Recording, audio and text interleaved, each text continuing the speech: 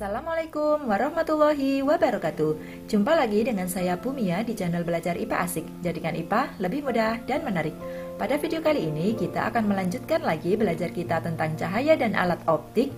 Kita masuk bagian kedua, yaitu tentang indera penglihatan manusia dan hewan. Materi IPA kelas 8 semester 2. Indera penglihatan manusia. Manusia memiliki alat optik tercanggih yang pernah ada, yaitu mata. Kita sudah diberi sepasang mata yang merupakan bagian dari panca indera yang berfungsi untuk melihat. Tanpa adanya mata, kita tak bisa melihat apapun, tak bisa melihat indahnya dunia. Oleh karena itu, kita patut bersyukur kepada Allah dan menjaga mata kita agar senantiasa tetap sehat dan normal. Apa yang kamu lihat saat ini? Ya, video dari HP. Coba sekarang pejamkan mata kalian.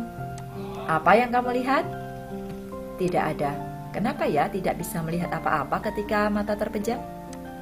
Saat mata terpejam, kamu tak dapat melihat apapun karena tidak ada cahaya yang masuk ke mata. Mata dapat melihat karena ada cahaya yang mengenai suatu benda lalu dipantulkan ke mata kita.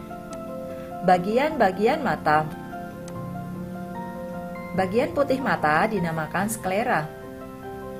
Nah, sklera berfungsi untuk melindungi bola mata terhadap gangguan dari luar yang bersifat mekanis. Misalnya ketika kamu kemasukan debu, kelilipan gitu ya. Nah, itu sklera, bagian putih ini.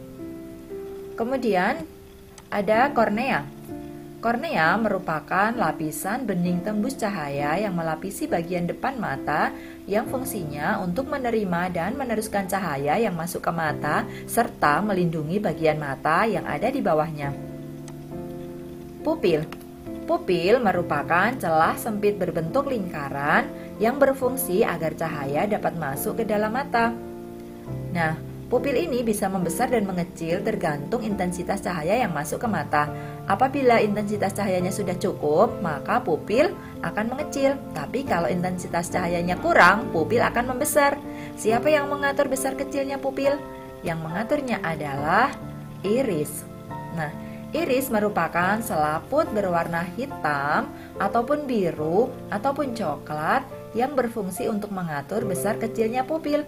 Warna inilah yang kalian lihat sebagai warna mata seseorang. Aqueous humor merupakan cairan yang berada di bawah kornea dan di depan lensa mata. Fungsinya untuk membiaskan cahaya yang masuk ke mata. Otot siliaris atau otot pengatur akomodasi merupakan otot yang menempel pada lensa mata yang berfungsi untuk mengatur tebal tipisnya lensa mata. Lensa mata bentuknya cembung, berserat, elastis, dan bening. Lensa ini fungsinya untuk membiaskan cahaya dari benda agar terbentuk bayangan pada retina. Vitreous humor. Vitreous humor merupakan cairan di dalam bola mata yang fungsinya meneruskan cahaya dari lensa ke retina. Retina adalah bagian belakang mata yang berfungsi sebagai tempat terbentuknya bayangan. Pada retina ada yang namanya koroid. Koroid berfungsi untuk memelihara retina dan menyerap cahaya yang tidak diperlukan. Bintik kuning adalah bagian dari retina yang berfungsi sebagai terbentuknya bayangan yang jelas. Jadi kalau bayangan agar bisa dilihat dengan jelas harus jatuh pada bintik kuning. Ada lagi bintik buta. Kebalikan dari bintik kuning, ketika bayangan jatuh pada bintik buta, maka bayangan tadi akan tampak tidak jelas atau kabur. Saraf optik berfungsi untuk meneruskan rangsangan dari retina menuju ke otak. Pembentukan bayangan pada mata manusia. Pertama-tama, cahaya akan mengenai suatu benda. Benda akan memantulkan cahaya itu dan masuk ke mata, menembus kornea mata, lalu akan dibiaskan oleh aqueous humor masuk ke pupil dan menuju ke lensa. Daya akomodasi pada lensa mata akan mengatur cahaya supaya jatuhnya tepat di retina, yaitu di bagian bintik kuning. Pada bintik kuning, cahaya akan diterima oleh sel reseptor, yaitu sel kerucut dan sel batang, untuk disampaikan ke otak melalui saraf optik. Pada retina akan terbentuk bayangan yang bersifat nyata terbalik, dan diperkecil. Kenapa benda yang kita lihat tidak nampak terbalik ya? Nah, karena cahaya yang disampaikan ke otak akan diterjemahkan oleh otak, sehingga otak menerjemahkan bahwa pohon ini tidak terbalik, dan otak sudah menyimpan informasi benda apa yang kita lihat. Mata normal atau emetrop. Untuk menentukan mata itu normal atau tidak bisa melihat dari dua sisi. Yang pertama adalah titik dekat mata atau PP, punctum proximum, adalah jarak terdekat yang dapat difokuskan oleh mata. Jaraknya sekitar 25 cm. Sedangkan titik jauh itu punctum remotum, merupakan jarak terjauh di mana benda masih dapat terlihat dengan jelas. Titik jauh untuk mata normal adalah tak hingga, jadi berapapun jauhnya harusnya masih dapat dilihat dengan jelas oleh mata kita. Ketika mata melihat jauh, itu maka sinar datangnya akan sejajar seperti ini dan dibiaskan oleh lensa tadi sehingga terbentuk bayangan di retina. Ketika melihat objek dekat, seperti ini ya gambaran objek dekat, juga akan jatuh di retina. Ini mata normal. Cacat mata. Mata yang normal bisa saja mengalami cacat mata akibat satu dan lain hal. Cacat mata yang kita bahas yang pertama adalah miopi atau rabun jauh. Rabun jauh artinya mata tidak jelas ketika melihat benda yang letaknya jauh. Penyebabnya apa? Penyebabnya adalah lensa mata terlalu cembung sehingga bayangan jatuh di depan retina. Agar bayangan menjadi jatuh pada retina, maka dibutuhkan lensa yang bersifat menyebarkan sinar, yaitu lensa cekung atau negatif, sehingga kacamata untuk menolong cacat mata miopi ini dikenal dengan kacamata minus. Selanjutnya adalah hipermetropi atau rabun dekat. Kebalikan dengan miopi tadi, rabun dekat justru tidak dapat melihat dengan jelas benda yang letaknya dekat, misalnya ketika membaca. Cacat mata ini terjadi akibat lensa mata terlalu pipih, sehingga bayangan jatuh di belakang retina.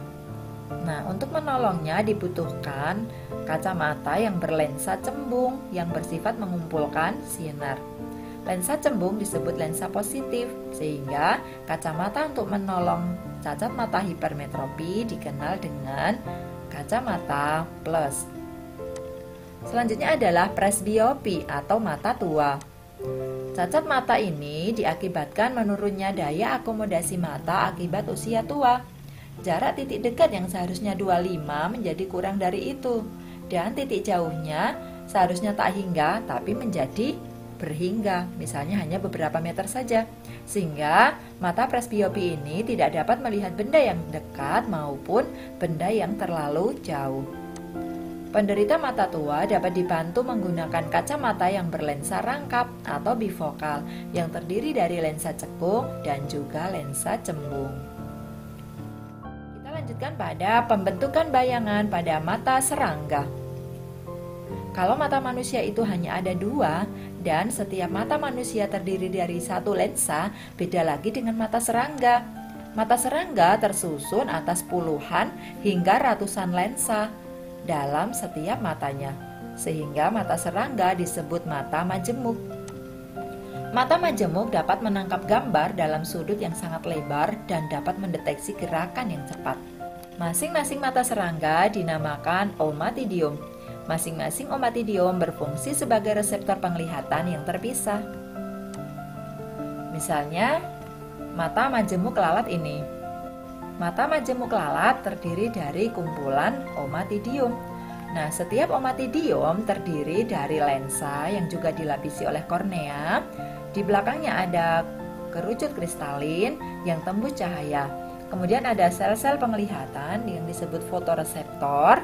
Dia peka terhadap cahaya. Dan juga ada sel-sel yang mengandung pigmen. Dan ini memisahkan satu omatidia dengan omatidia di sekelilingnya. Setiap omatidium akan menyumbangkan informasi penglihatan satu daerah objek yang berbeda-beda. Nah, semua informasi tadi akan digabungkan dalam bentuk bayangan mosaik yang menyusun seluruh pandangan serangga. Misalnya lalat rumah ini, dia memiliki 6.000 bentuk mata yang ditata dalam segi 6. Nah, setiap omatidium menghadap ke arah yang berbeda-beda.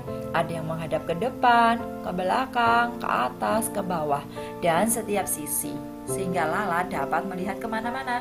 Oleh karena itu, manusia yang suka melihat kemana-mana dikatakan jelalatan ya, karena seperti mata lalat. Pada setiap omatidium terdapat 8 neuron sel saraf reseptor penerima cahaya, sehingga secara keseluruhan ada sekitar 48.000 sel pengindera di dalam mata lalat. Dengan kemampuan itu, maka mata lalat dapat memproses hingga 100 gambar per detik. Hebat juga ya si lalat ini. Demikian tadi pembahasan materi kita tentang penglihatan manusia dan hewan. Terima kasih perhatiannya. Sampai jumpa di pertemuan berikutnya. Jangan lupa like dan subscribe.